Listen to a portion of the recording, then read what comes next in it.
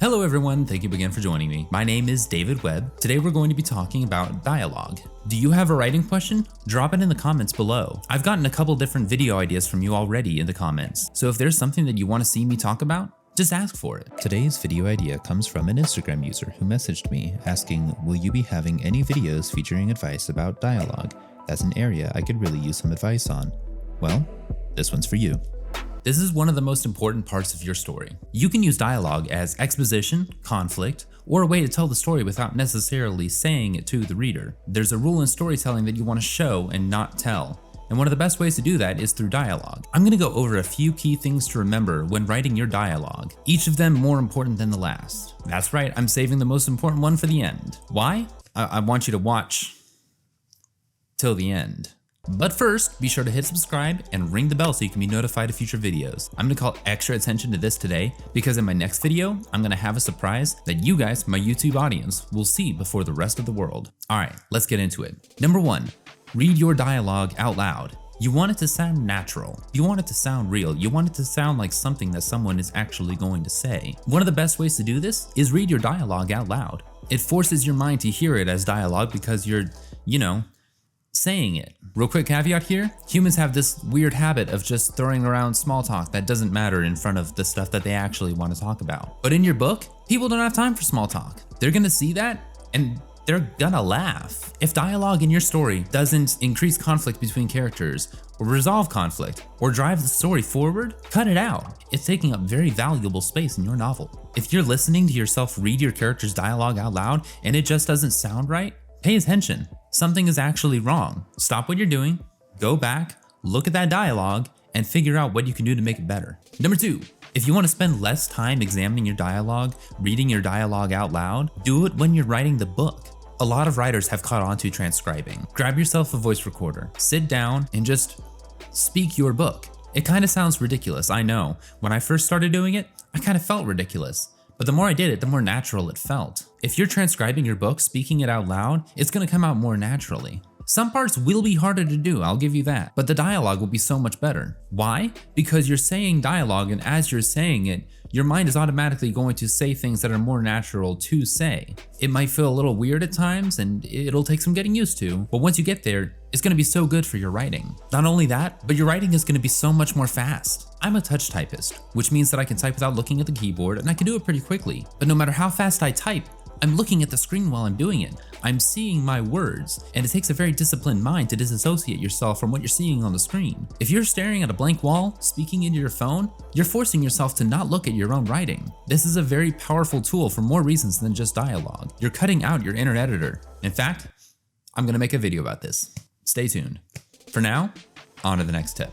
Next, we're gonna be talking about the 4-letter S word. One of the most important things you need to remember about dialogue, said is not dead. I cannot stress how important this is. If you go through your writing and replace every instance of the word said with some longer word or some different word, it's gonna get really ridiculous really quickly. I had a friend that sent me over a piece of his writing and asked me to look at it, and the very first thing I noticed was that the writing went something like this. He postulated, he asked, he theorized, he countered, he rebuked, he scorned, he scoffed. There was maybe one instance of the word said in the entire document. I wish I were kidding. It made the story very difficult to read. You know why? These big words are distracting. There's nothing distracting about the word said. A lot of writers think there is, but there really isn't. When you're reading a book, your mind is gonna skip over every instance of the word said. You can feel safe knowing that if you just put said, it's not the end of the world. No one's gonna notice. If you're really self-conscious about it, there are ways around it. If you're getting nervous about the amount of saids that you're putting in your writing, just use an action tag. An example from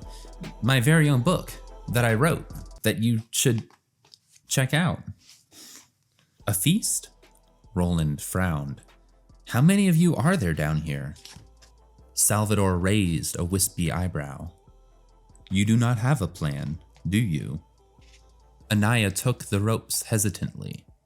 Can you repeat that?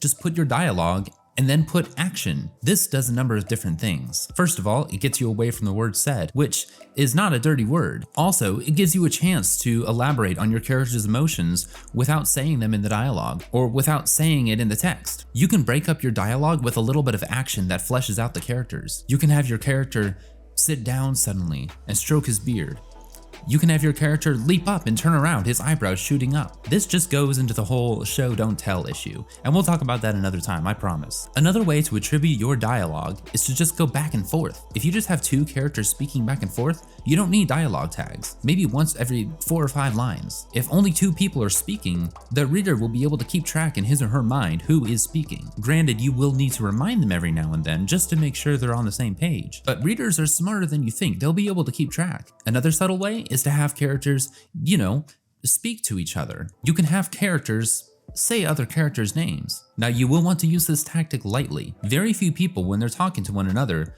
say the other's names, but it's not necessarily going to be out of place. If you want to have a character emphasize another person's name, or if they're angry at them, if they're upset, you can put the other character's name in there and it will feel natural. What sounds more naturally intimidating? What are you doing here? Or, what are you doing here, Roland? That extra name on the end adds a bit of an accusing tone. It almost puts them on the spot, almost begs an answer from them. And then when the other person responds, you know that it's going to be Roland. He's going to be saying why he's here. You won't need to attribute that dialogue. The other person has done it for you. These are just a few ways that you can attribute dialogue without using the word said, if you're really scared of the word said. And it's even fine to use strange words sometimes. It adds a little bit of variety. It's not the end of the world if you say Jacob surmised, or Jordan guessed, or Hannah shouted. Just whatever you do, use them sparingly. Guys, there's a million more things that I can say about dialogue, but I really wanted to focus on these things today. Comment below what you want to hear next, and remember, there's going to be a special surprise in the next video, so be sure to subscribe and ring the bell to be notified.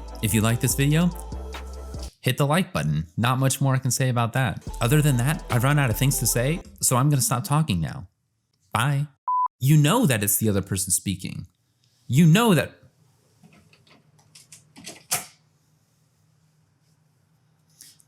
Forgot my air conditioner was on. Yay.